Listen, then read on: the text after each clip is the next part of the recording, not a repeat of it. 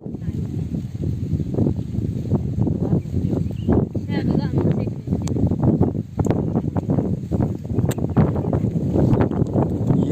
हिल का पैडीफिल है और ये पहाड़ है। देखने में इतना मज़ा है कि बोलना मत। जगह पर जब होगा तब इतना मज़ा है। हवा भी बहुत अच्छा से चल रहा है और अभी ये थोड़ा उगला नहीं है, थोड़ा थोड़ा अभी निकल रहा है, ज़्यादा उतना उगला नहीं है।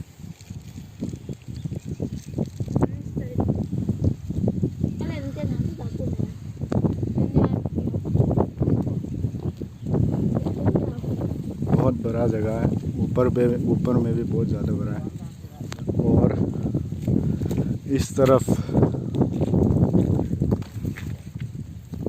ये देखो ये वाला